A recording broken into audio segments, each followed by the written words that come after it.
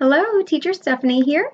Today I'm making this video on physical reward systems. In VIPKID, we always have two reward systems. We have the STAR system, which is integrated into the classroom. It's right there for you. You will not need to use that during the hiring process, not in your interview or in your mock classes, but in the actual classrooms, you do use it every time. The kids love their stars. But we also always use a secondary reward system as well, and that can come in a variety of formats. It's really up to you, and once you get to know your students, usually what they like as well. I base a lot of my reward systems on my students' preferences. But anyway, I use ManyCam a lot. I use digital rewards, which is great, but usually when my referrals ask me about it, I don't recommend using it during the hiring process unless you have enough time to devote to practicing and getting really fluid with your motions, knowing where your items are located in the ManyCam program, because if not, you're going to look distracted. You're going to look like you're searching for your items. You're going to look like you're clicking on things. So it is easy to use. It's very self-explanatory. It is nice to supplement with in the classroom. But at the same time, during the hiring process, I really always tell my referrals, focus on your lesson plan, focus on your teaching, your eye contact, your TPR, make sure that, your reward system is being used consistently, but make sure it's not something you're going to have to think about a whole lot, because your mind's going to be going a million miles a minute just focusing on getting the lesson done as successfully as you can. So I usually don't recommend using ManyCam. That being said, it's also good to have physical rewards always prepped and ready to go in case anything happens, like this morning when I woke up and got ready to teach and ManyCam did not work. It did not work at all. I opened it up, it didn't connect to the driver, and there was some malfunction. It just didn't work. So I had 9 classes lined up this morning to teach a back-to-back-to-back. I don't take breaks in between. So I was like, I gotta go grab some physical rewards quickly. Luckily, I have a lot of things laying around. I have 4 kids and I used to teach in a classroom, so I have plenty of stuff. But yeah, since I had them all out today, I thought it'd be a great time to make a video, since I'm usually sending images and typing and messaging my referrals and giving them ideas. But I thought, well, I have them all out. Hey, I'll show you some ideas in a video. So anyway, one of the easiest ones, one that I used with a few of my younger students today, was just stickers. Now, they like for our reward systems to be displayed the whole time, if possible. So you can see I usually don't do reward systems behind me, so I don't have a whiteboard up or, a display for physical rewards. So with these stickers, when they would get a sticker, I would give them 2 choices each time, because I think it's nice for the kids to have a little bit of, their own opinion involved with the reward. So I would say, do you like blue or green? And it teaches them their colors too. Like I said, I was using this with little ones. So the little girl would say, oh, I like green. Yay. Oh, my sticker's not coming off. I had no malfunctions today, luckily.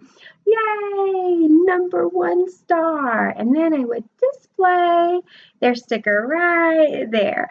So by the end, I would have 5 stickers. I usually stick the last one like on my nose or on my chin. I usually have 2 on my cheeks and 2 on my forehead. And, then they're displayed the entire time. The kids get to pick their color. The little ones think it's pretty funny. The older ones might look at you kind of, sideways. So I usually don't do it with the older students. But anyway, that's an easy physical reward for younger students. Another fun one for younger students is ice cream. It's like a simple thing a lot of kids like. I see a lot of teachers using ice cream. My kids got this adorable set, which is Melissa and Doug, which is a little pricey. My kids got this adorable set from, I think, TJ Maxx. It might have been Ross, for cheap, not for expensive, because I don't spend a lot of money. So they got this. I think it was my 3-year-old son got it for, I don't know, I think the older kids got report cards from homeschool, but they got their report cards and he wanted a toy, so he got this ice cream set. But anyway, it's all magnetic and it's super cute. All kids love ice cream. I swear I haven't asked a single student if they like ice cream or not and had a student say no. They all say yes. Now, flavors, they might not all like, but that's fun. You can play around with it. So this is all magnetic, and I'll say, yay, do you like ice cream? Yes. When you do a good job, I will give you different scoops of ice cream.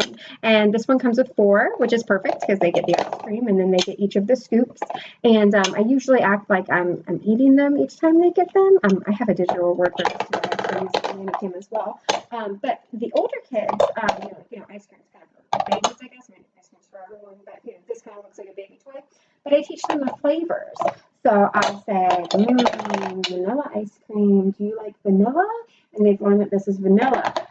Mint is not one that everyone likes. Mint. Do you like mint ice cream? You can say mint chocolate chip if it's a much older kid. I usually say mint. But yeah, a lot of kids don't like the mint ice cream. So, I usually ask, delicious or disgusting. And we talk about their what flavors they like, and usually their favorite flavor. Usually my favorite is chocolate, so I'll tell them, that's my favorite. What is your favorite flavor? I'll ask them which one they like. A lot of times they like chocolate too, just because it's awesome, or maybe because I don't know they're repeating what I'm saying, but usually they'll tell me what their favorite is. Sometimes it's chocolate, sometimes strawberry, but yeah, so the ice cream works out well. And you don't have to have, Melissa and Doug set like that. You don't have to have a plastic one. I've seen felt options, like Target's dollar section. I've seen felt sets for like $3, which this map is felt, so I could stick my ice cream back there if I wanted. But yeah, I've seen felt sets where they just stick to each other, and you can, display it on a little whiteboard or, wherever you want to display it, a big felt, map, whatever you have. So ice cream is an easy one. Another easy one. Now, this one I might not use with a student that I don't know, because you could just do one tower, I guess. This one, I usually use Legos, like competition style. So whenever the teacher has to correct you or you don't know an answer, the teacher gets one block. Whenever you know an answer right away without the teacher having to tell you, then you get a block. And then they can compete and see, who has the most Lego blocks. All the kids love Legos. Boys and girls. A lot of girls over there like Legos. You can see, well, these are Mega Blocks, but they show me some fancy Lego sets. I saw an aircraft carrier the other day that was, I didn't even know they made them. They're huge, way bigger than my kids' sets. But anyway, you can see who gets the taller tower. If it was a student I didn't know, I'd probably just let them build their tower. Not the competition isn't good, but I just don't want to point out when they make mistakes. If it's a new kid, especially if it's like a trial kid, sorry kid, you got that one wrong. Sorry, it's your first VIP kid class. But I might just let them build a tower. But yeah, Legos, they really like to see how many blocks they get. So that's another easy one. For older kids, I get asked for the intermediate mock a lot. What do you use for older kids? Older kids like money a lot. So I've taught, I know some teachers will just give a whole lot of money and, count it all up at the end, which is really fun, because, you made $700, they have fake money. I like to show them real American money, and I teach them all the coins, their values, their names, usually, dollars up to maybe 20, because I probably don't have higher than a 20 in my wallet, but whatever I have, I teach them the actual names and the values, and they seem to enjoy that a lot. Another one I really like is a picture reveal, which you can use for older or younger students, actually. Just, based your picture on, whether it's intermediate or whether it's a beginner student. This picture reveal is actually a book, which once you get to know your students, the older kids like to read a lot, and sometimes they'll ask me for book recommendations for English books. A lot of them read books in English too.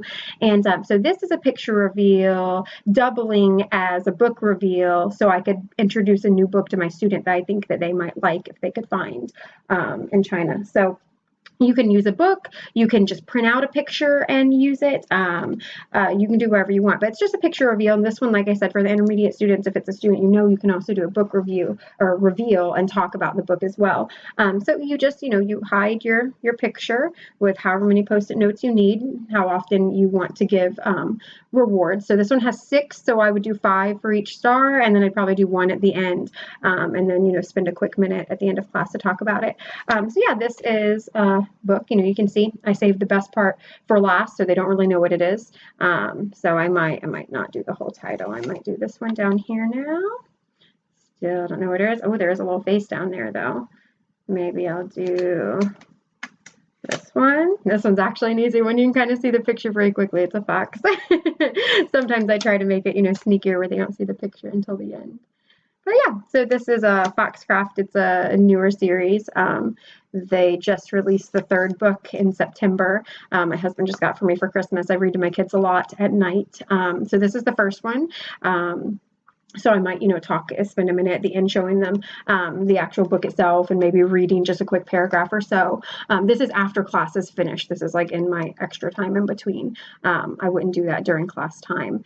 But anyway, yeah, so I would, actually show them the book and introduce that as well. For intermediate students, this would be a lot of fun. If it was, not a student I knew, or if it was a beginner student, I would just do a picture. And like I said, I'd save the best part last. And then I would just ask, ooh, what is it? It's a fox. Yeah, teach them a new word if they don't know the name for fox. Maybe they call it a cat or a dog. So anyway, picture reveals are really easy and fun. They're great for all ages. Just change your picture up. Speaking of pictures, another one that my students like, one of my students really liked it. I had to buy a doodle book because I'm not very good at drawing, is a step-by-step drawing. And you can have them draw it with you. You can teach them to draw something, or you can have them guess what it is. This was an older student. He didn't really want to draw it with me. He's a much better artist than I am. But he liked to play a guessing game. So I would, when he would get a star, I would draw one part of my drawing, just one. And I would show it to him. What is it?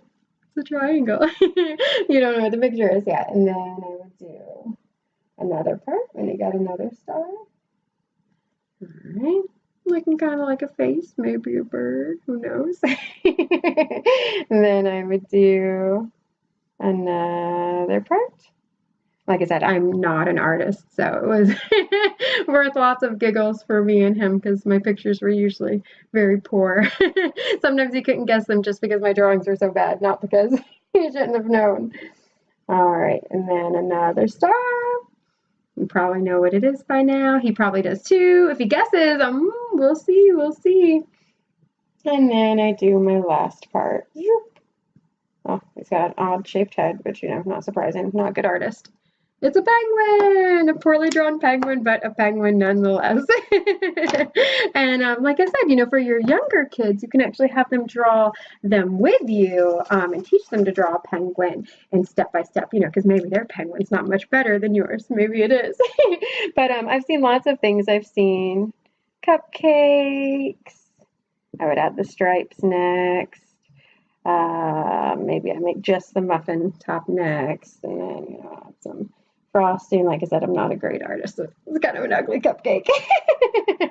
And then a candle at the end. But yeah, so this is a lot of fun. And if you're not a good artist, just Google, step-by-step drawings, or buy a book. I bought a doodle book for like $2 or $3, I think, at Michael's craft store, and it gave like tons of step-by-step drawings. And I used that because after like the first 3 drawings, I couldn't draw anything else for the kid. I was like, I'm out. I don't know what to do. So I bought one of those. But you can Google images, and it'll teach you too. So anyway, I think, is that all that I got out? Yeah, and then at the end, I have, yay, all 5 stars. Some teachers will hold up a giant star, which is a lot of fun. Some, will blow out things like that. Oh, sometimes I blow up a balloon.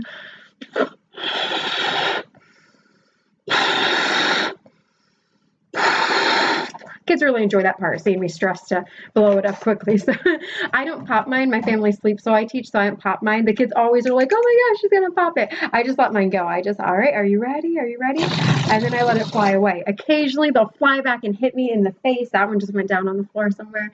Sometimes they'll get stuck, on me for a minute. The kids love it. They really like it. So when they earn off 5, I might do something silly like that, just to give them a laugh right before class ends. But yeah, so those are some ideas for physical rewards. I've got my little race cars here. I don't have a track. I've seen people make tracks and put magnets on these and drive them around on a track. There's a million different things you can do. Goodwill has really cheap props like Beanie Babies and things like that. You can incorporate Target's dollar section, always has really great things on sale there. Kind of seasonal, but that's okay. A lot of the Christmas things or Halloween items, the kids really enjoy those. So if you see a seasonal item, they really like learning about the holidays over here. And you'll see sometimes they have decorations and things too. It's pretty mainstream, a lot of the holidays over there as well. So don't be afraid, don't shy away if you see a felt set, but it's, build a jack-o'-lantern or something, they'll probably love it. You can buy that too. And Dollar Tree has cheap props a lot. Oh, I've seen the clappers. I have one, but I don't have it with me. The clappers a lot at the end. Yay, you got 5 stars. Make that terrible, annoying sound for them with a clapper. But anyway, so that's a lot of ideas. I know the video is like 15 minutes long now. My videos are always too long. I'm sorry.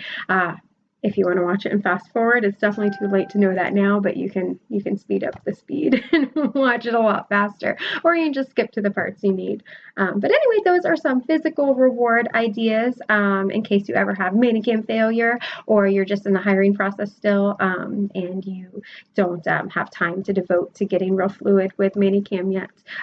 Or you just have kids that don't like the digital rewards. They don't get real excited about them. These are some ideas you can use in your classroom and in your hiring process, and I hope they work out for you. If you don't have a referring teacher yet, if I didn't send this to you, if you're just watching it on YouTube, then my information is below.